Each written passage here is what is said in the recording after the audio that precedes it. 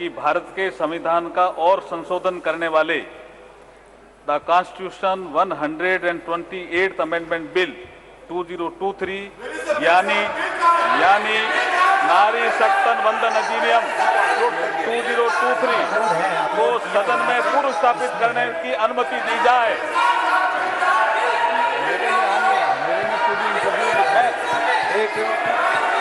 मैं बोलना भी चाहता हूं सर।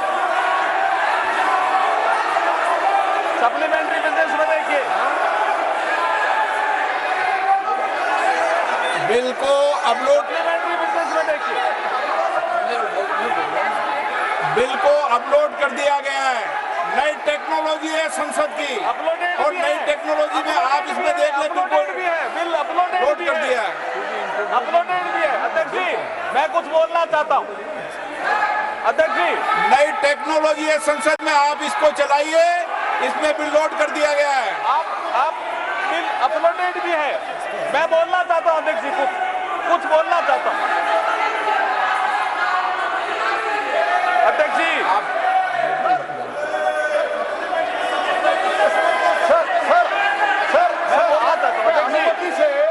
सर आपके अनुमति से सप्लीमेंट्री लिस्ट ऑफ बिजनेस निकाला गया है, और सप्लीमेंट्री लिस्ट ऑफ बिजनेस में ये जो बिल आया है वो अपलोड हुआ है। सर कृपया चेक करने के लिए बताइए, मेरा इतना ही निवेदन है। मैं अध्यक्ष जी बोलना चाहता हूं कुछ। अध्यक्ष जी मैं बोलना चाहता हूं।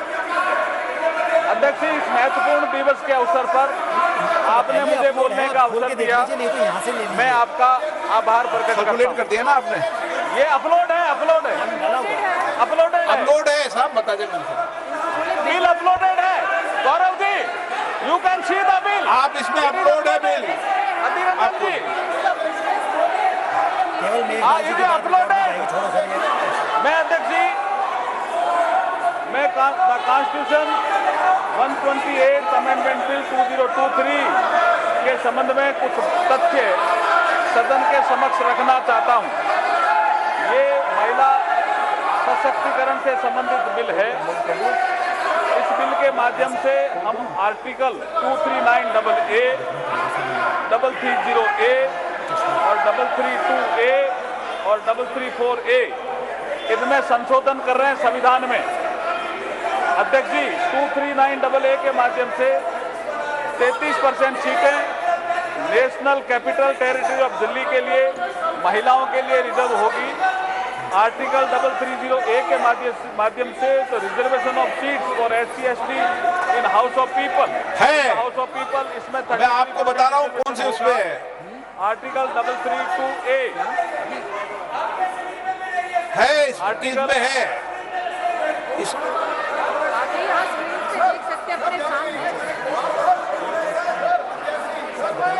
I would like to clear them, sir. It is already uploaded, sir. Supplementary list.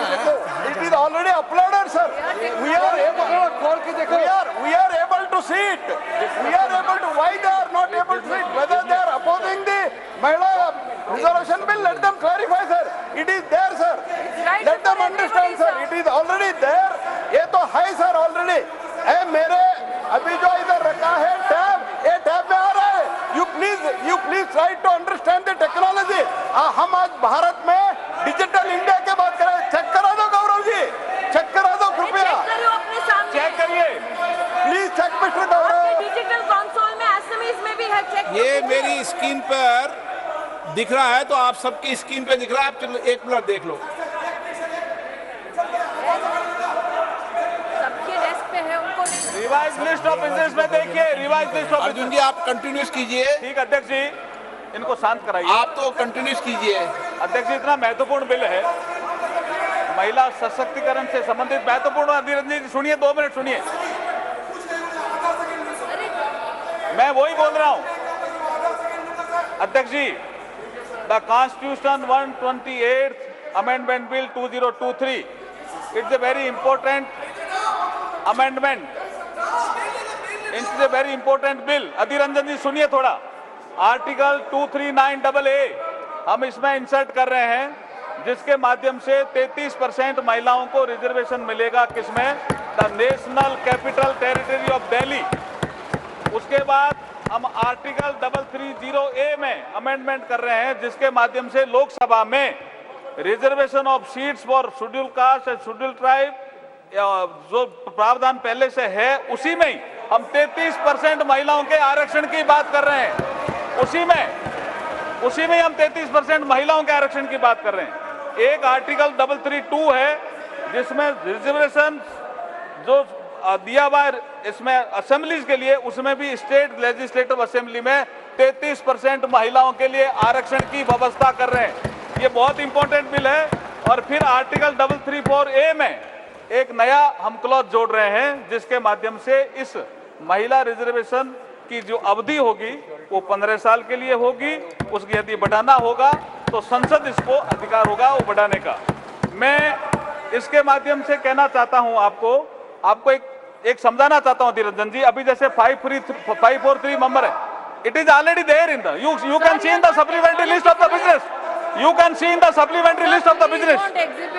देखिए 543 नंबर है अभी, उसमें Balu ji you can see now, you can see now, bill also in your hand, बालू जी you can sit now। एक minute Arjun जी, आज bill introduce हो रहा है, केवल कल बिल पर बिल डिबेट होगी जब आपने विचार रख करना। अर्जुन जी बेंकवाल। हाँ अध्यक्ष जी, मैं इस बिल के माध्यम से जो परिवर्तन होने वाला है वो बता रहा हूं निरंजन जी। अभी जैसे 543 हमारी लोकसभा की सीट है, जैसे ही ये बिल पास होगा, ये कानून बनेगा, उसके बाद वर्तमान में लोकसभा में जो संख्या जो कि सबसे ज्यादा है 82 महिलाओं की संख्या है, वो 181 हो जाएगी इस कानून के पास होने के बाद। कितना क्रांतिकारी कदम हम उठा रहे हैं। आप इसके समर्थन में नहीं हो क्या? आप बैठिए, एक बार बताता हूं मैं आपको। और इतिहास भी सुनिए कल्याण बजट जी। ये सबसे पहले ये बिल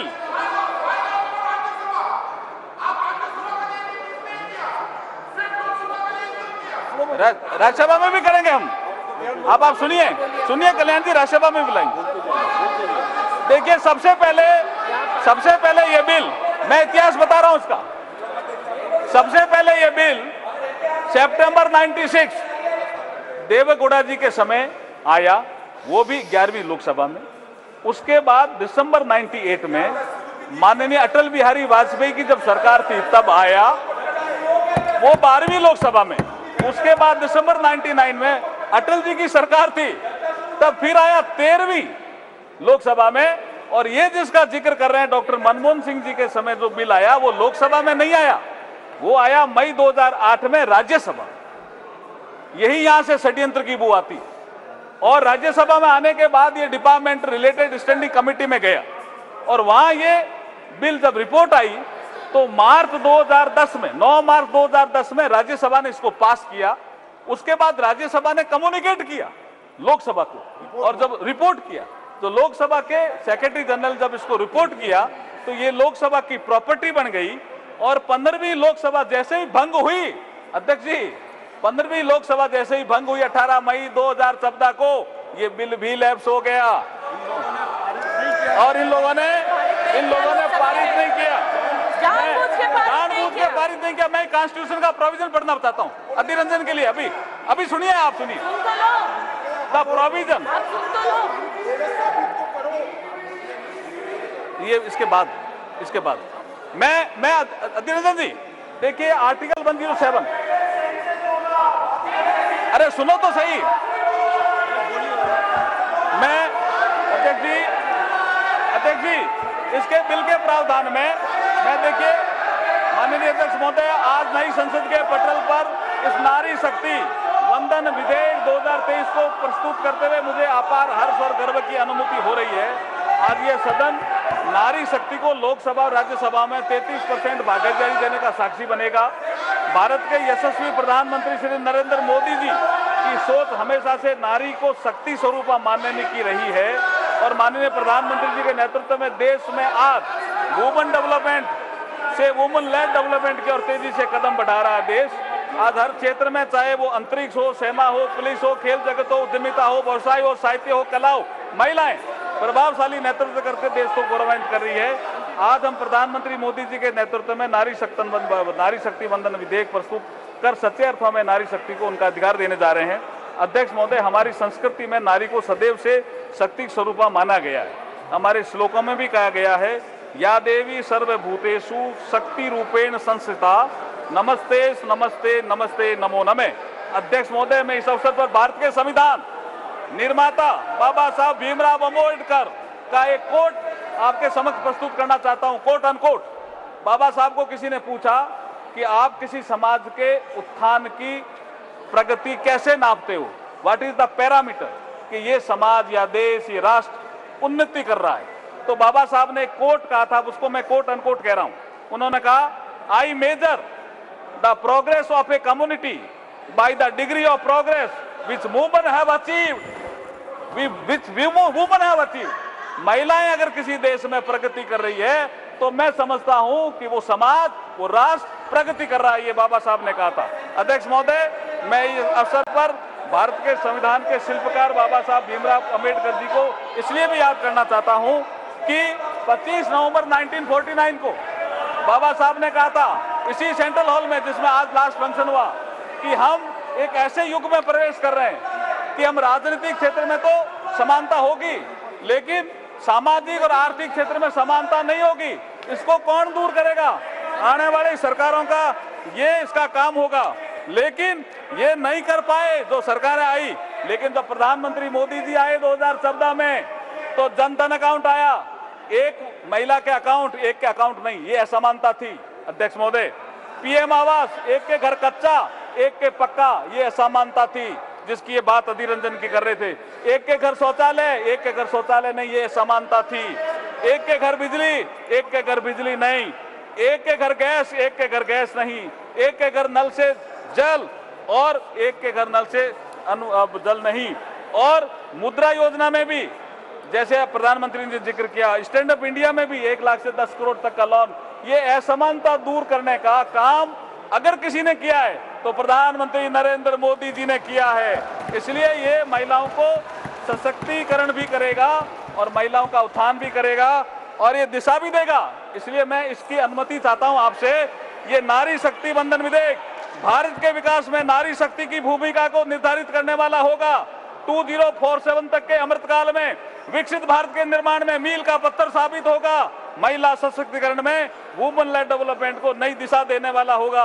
नए भारत के निर्माण में ऐतिहासिक महिला नेतृत्व को पहचान दिलाने वाला होगा। संपूर्ण विश्व के लिए प्रेरणा देने वाला ये सिद्ध होगा। इसलिए मैं आपसे अनुमति चाहता हूं कि इस विधेयक को पुनर्स्थापित करने की अनुमति दी जाए। धन्यवाद।